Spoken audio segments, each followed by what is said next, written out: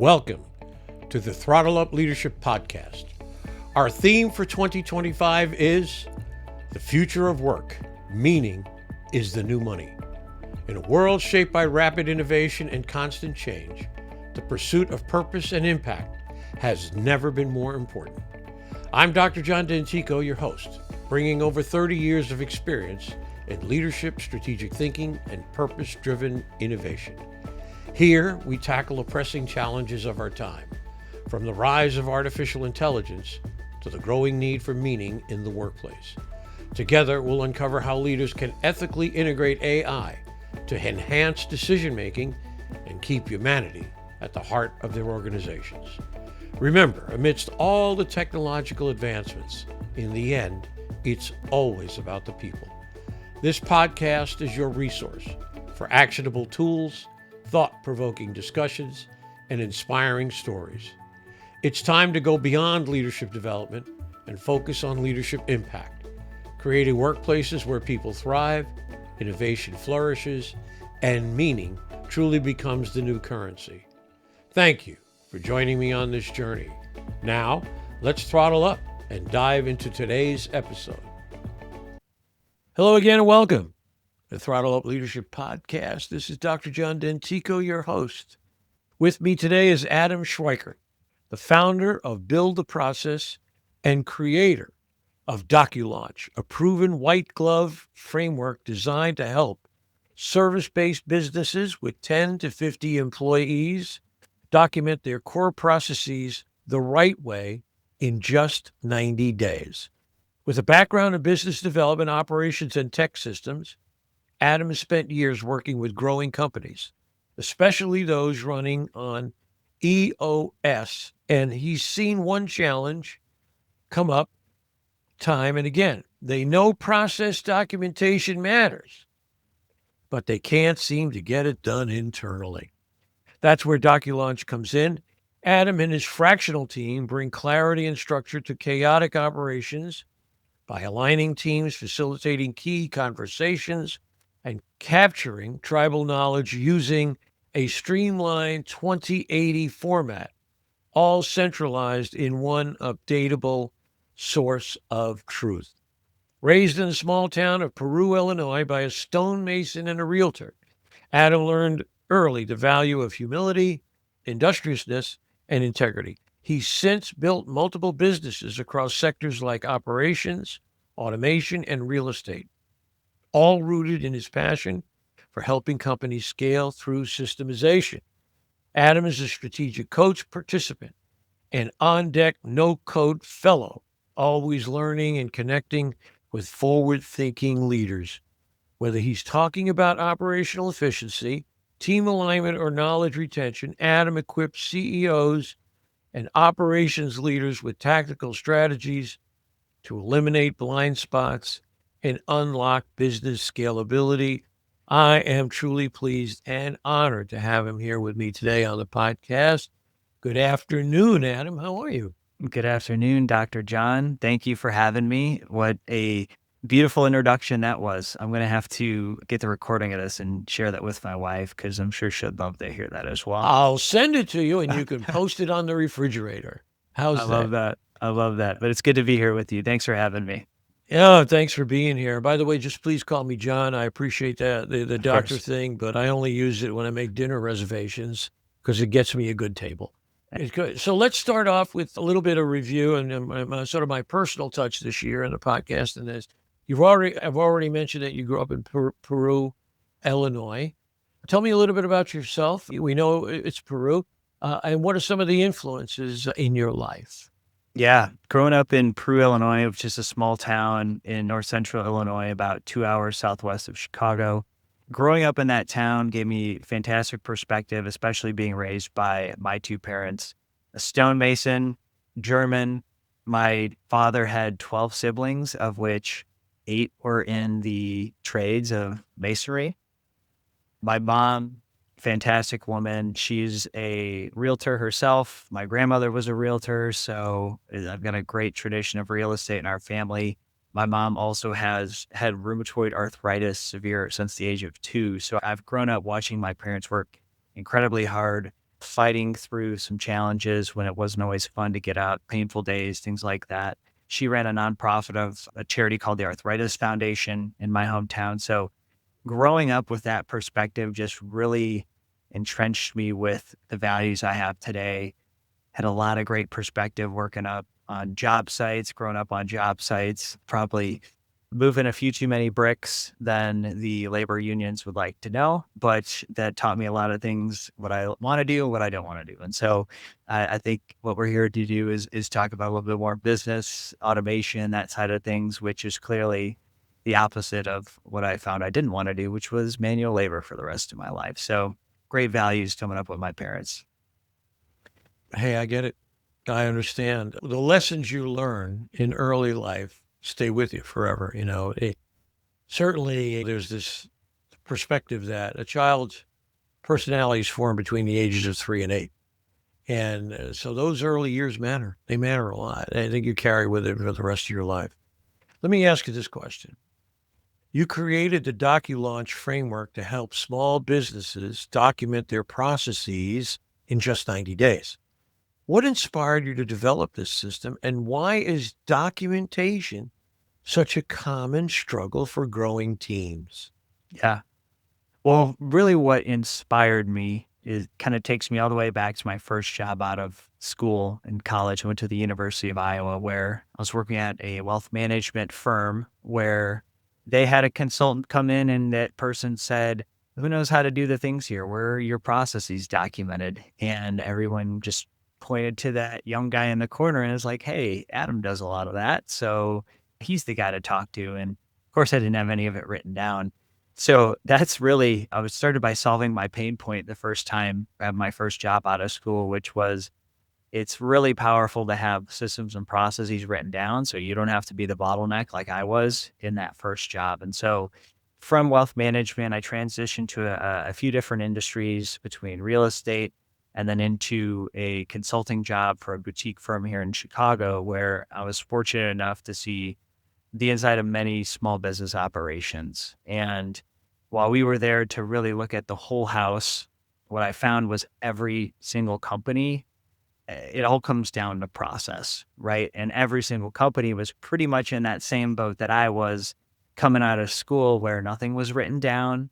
The engine moves. It's maybe not the most tuned up engine. Like, businesses can get by despite not having documented, well-oiled processes, but to really take it to the next level, to capture those, get everyone into alignment on the best way to do things, and really create a cohesive experience throughout a process is really what can turbocharge businesses. And so I started out solving my own problem, got into a few other companies, saw that they had the same problem as I was like, maybe there's a pattern here of which maybe we need to build a service around. And so many companies get so overwhelmed thinking about writing their processes down, documenting their processes.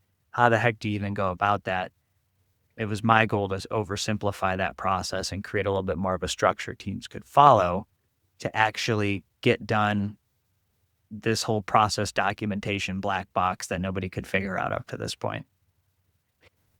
Great answer. For me, leadership is a process. It is. Leadership is a process. It has very little to do with traits, charisma, styles. I know that's heresy in the leadership world.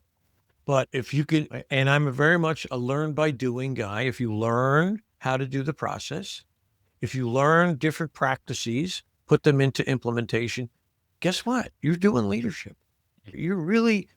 You're taking an idea and saying, here's the first thing we're going to do. And people are stymied, I think, from my experience, with the how to. How do you do this? What do we do first? Those kinds of things. So I'm with you. I'm on board with that leadership is a process. I have to ask you this question at this point, and that is, what do you see in your work is the implication of artificial intelligence in what you do and how you do it? How is that going to change your business or even DocuLaunch? Yeah. I'd say that it's a two-pronged approach, because when we come into companies, we come in to mine the information out of people's heads to say, hey, subject matter expert, tell me about what happens in your day to day. So it's the capturing of that, which is really what DocuLaunch is all about, is capturing that tribal knowledge. And so the advent of AI as part of that captures helped us in a couple different ways. Number one, when we start with clients, they provide us with their current existing documentation and what they think is their list of core processes. We now have a custom GPT built on the back end we use Claude AI as our platform for this, where we've trained that GPT to say, here's what good looks like after we take the existing documentation from clients. It's all messy. Take this information and kick out a really good starting point for us to then facilitate a conversation with the client. So we don't have to admittedly, we spend like 5-6 hours looking at this documentation going crazy. Whereas now we spit that into our custom GPT, which we've trained to give us a good output. And now we have a really good basis to start. So it's saved us a ton of hours just on our service delivery side of things.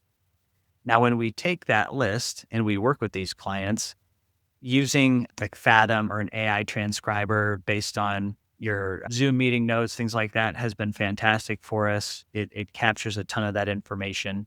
So that's been a great use of AI for us as well. And then once we're able to go through those live working sessions with clients, capture their processes, package them up into that knowledge base, it's then time to apply a lens, which goes, call it DocuLaunch Plus, of how can we take now this well-defined process and poke holes in it to say, how could this business leverage AI in their operation to turbocharge even further? So you have the initial build out phase of what the heck do we actually do here? Let's get everybody on the same page and capture that. And then we have level 2, which is after DocuLaunch. How can we apply a lens to say, you got a lot of opportunity in this business that you don't even realize, but the first step was realizing that you even had the opportunity, and you couldn't realize that opportunity without getting these things documented. So that's how AI is changing our business personally, and then our clients' businesses into the future. Brilliant. Absolutely brilliant. I think I had not thought about that, but capturing the information from people and then having an AI assistant say, this is what this looks like right now, and this is how it could look, is brilliant. It's a great idea. I don't know if you're familiar with a gentleman by the name of W. Edwards Deming. Do you know that name? Yeah. He was the creator of statistical process control, the grandfather of Six Sigma, those kinds of things. And his route to quality control was map the process. Map the process and figure out what's wrong in the process. And if you do that, then the output will be good. Don't so focus on the output that you're trying to manhandle, if you will, the output without going back and trying to understand what's wrong with the process that's giving you bad output. So I absolutely see that as a breakthrough. Go ahead. And I think so many times in our day-to-day as business leaders, we're so used to the firefighting that happens, and you fight the fire, you put out the fire, which is, you said, addressing the output, right? You fix that problem today, great. No one ever wants to take time to zoom out, go DocuLaunch level on it, and say, let's be really objective around how we even got to this point, and maybe we can figure out our issue there. So I completely agree. And it's just the day-to-day gets so fast and you're moving so quickly that you are trying to control the outputs when you're really not addressing the root cause, which is the foundation of everything in your business. All right. Yeah. You wind up being a firefighter instead of someone who's trying to say, if we do this, we can avoid fires. We don't have to worry about the fires because it'll be taken care of. So that's great. You specialize in working with service-based businesses running EOS. Why do companies using EOS often hit roadblocks with process documentation? And how do you help them overcome those challenges? Maybe a bit redundant, but let's peel that onion back a little bit. Yeah. So EOS stands for the Entrepreneurial Operating System, which is based on a framework laid out in the book called Traction by Gino Wickman. Now, EOS businesses aren't necessarily different than any other business from just a ins and outs sort of a standpoint here, but EOS businesses run on a certain framework where they structure their meeting cadence differently. They have a very structured approach to annual planning. How they review data and metrics within their company is very regimented. Within an EOS business, there are 6 key components, one of which is called the process component. And so it's not to say EOS businesses find themselves in more trouble with process than any other company running that's not on EOS. But what's different about EOS businesses is that due to the EOS model, they truly understand why process is important, because it is one of the 6 key components as laid out in this model that tells them that you have to be strong in all 6 of these key components within your business. So they tend to nobody really enjoys process all that much, but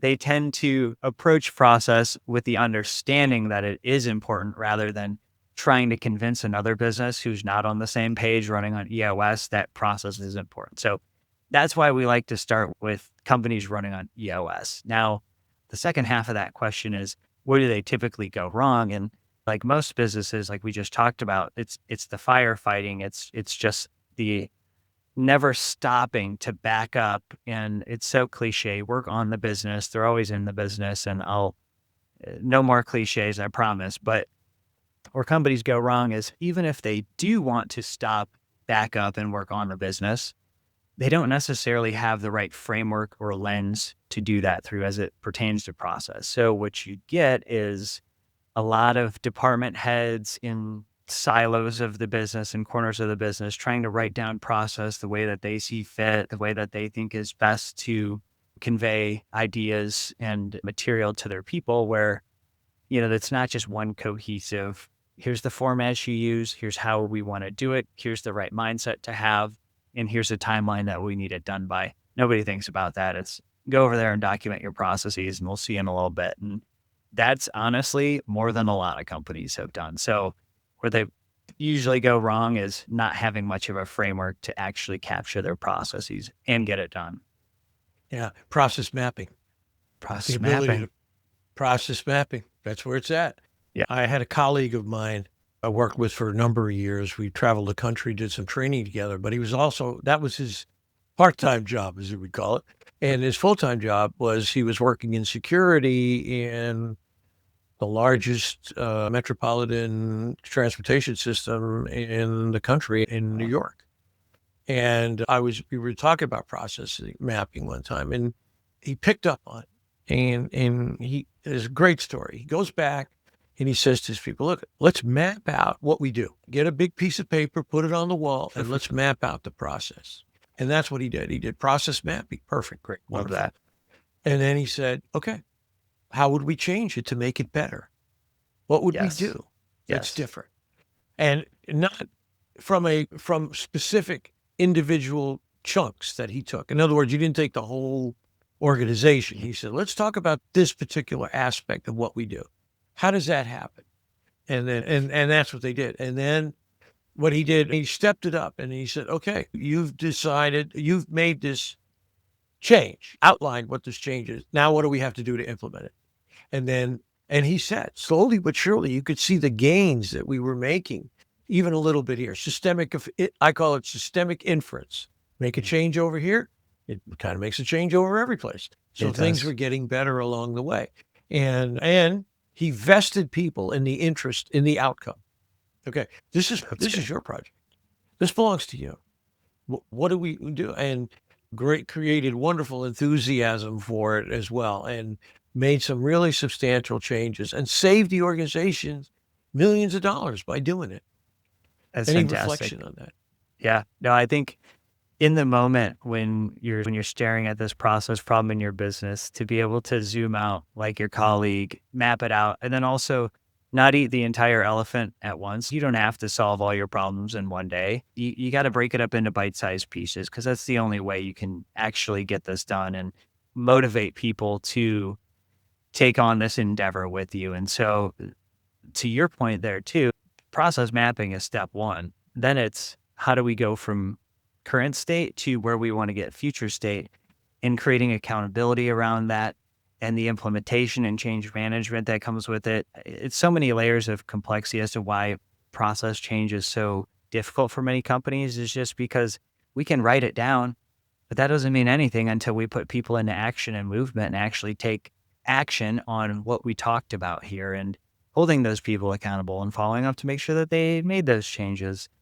It can be exhausting, but I think that's where, if you can install a strong process culture, is what we like to call it at your company, which is where people think in terms of process. They think, if Adam does one thing, what does John do, who's 2 steps away from me? What is he going to need? What is he going to want to see? What types of resources do I need to pass to him to make sure that he can do his job? Those are the types of ways we want people thinking, right? Or if something goes wrong, okay, let's go back to the process and think about that versus putting on the firefighter helmet. There's a lot that goes into it, but you said it's the execution once you've actually gotten the processes mapped that really makes a difference throughout the company. Yeah, and part of that is any process, any new process is a learning. You have to learn what's going to happen. What are the results? We put this process in place. So one of the things you want to do is, at some point in the back of your mind, you have to build a critical mass of belief in the process. So exactly what you said. So let's not hug the elephant all at once here. Let's take a little piece and let's learn from that.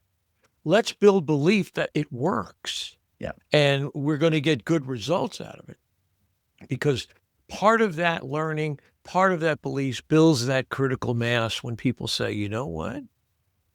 This stuff matters.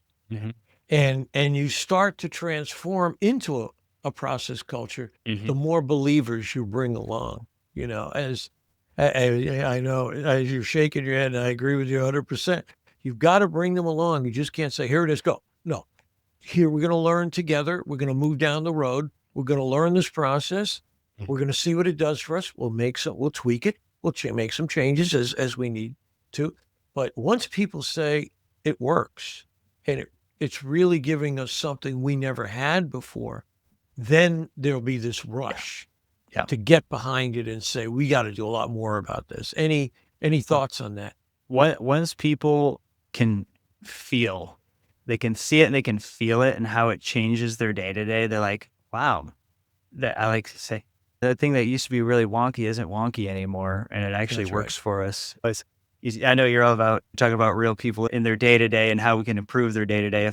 If my day-to-day is, use technical terms, less wonky and has a lot less friction than it did a month ago, than when we started this process, then I can buy into that, because I feel that for me, versus, oh, this is something nice for the greater company. Great. Maybe it's going to save the owner some money, but people feel the momentum, they get that building, you build that process culture, and then it just self-multiplies amongst itself within the company. So agree. And what you're doing too, as well, is you're igniting, from my perspective, the greatest motivation force on the planet, which is meaning.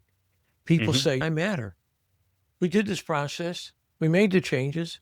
I made some recommendations. We implemented it. I matter. I matter to the work, like you said.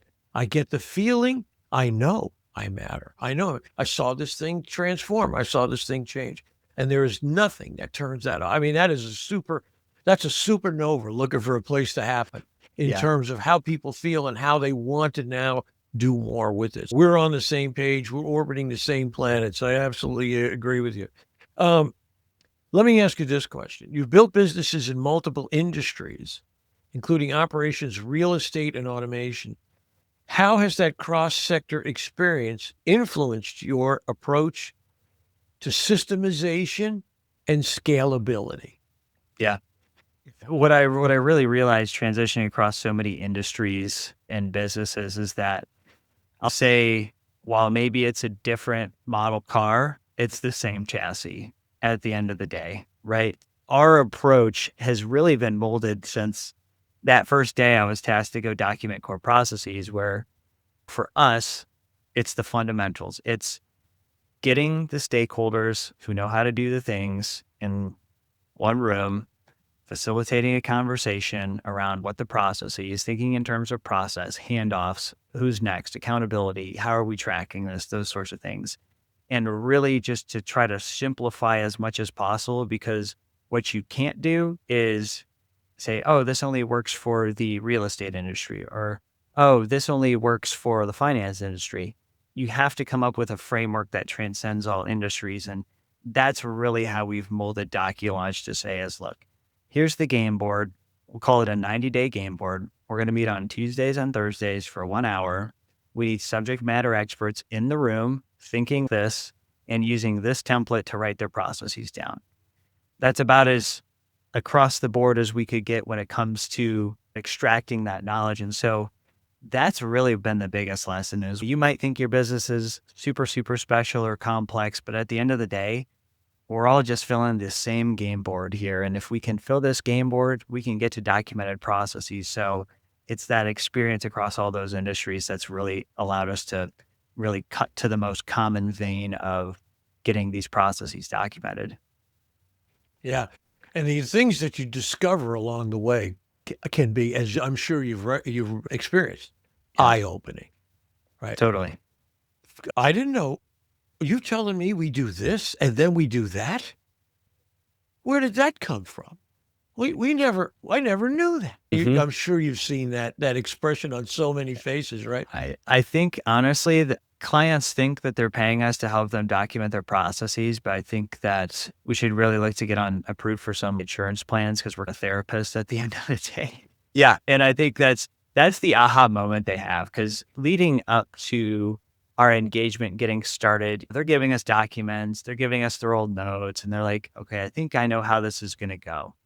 And then we get to session 1 and we have that first session and they're like, got it. This is exactly what we're doing here. And I see the value now, because our team would have never had this conversation if we didn't have a third party in the room asking us questions we wouldn't have thought to ask ourselves, forcing us to sit here and have this conversation. Forcing's a little strong. Everybody has a good time on these sessions. I promise you that. Just really facilitating from a third party perspective, these blind spots in our business that we didn't know we have. And so it's a huge value out of it is really the therapeutic release I think people get as they go through this process with us. It's a double whammy, and I think creates so much nice cohesion through the company once they're able to kind of get on the same page with all their teammates that they're working with. Yeah. And I think the hidden ones, the invisible ones, to me are worth their weight in gold. Totally. It's the surprise factor. You discover something and they go, I didn't know we did that. Bob, did you know? Jane, did you know we did? No, I didn't know we did that. Mm-hmm. And all of a sudden, there's enlightenment. There's this realization that, like you say, now I know why these folks are here. Mm-hmm. They just helped us discover that we don't understand our own processes. I was working with a company last year, a fence building company, and I have developed a strategic thinking process. Great. And I've used on several occasions, and it's very successful. And the difference between strategic planning is you're looking for answers to questions, whereas strategic thinking, you're making sure you're asking yourself the right questions, right? So we were in this conference, we're in this group, and we're talking together, and they came to realize that they themselves internally were not organized enough, that they had to go back and reorganize themselves to gain greater levels of efficiency in terms of organizing. Most of the work that they did was organized with subcontractors, and the subs were stretched out in terms of the amount of time they needed to put a fence in. And it was their fault. It was the company's fault because they hadn't got the materials there enough. They hadn't got the lock systems in place, all those different kinds of things. And once they realized that, they went to work now on redefining their own processes. And they said, we're the biggest problem.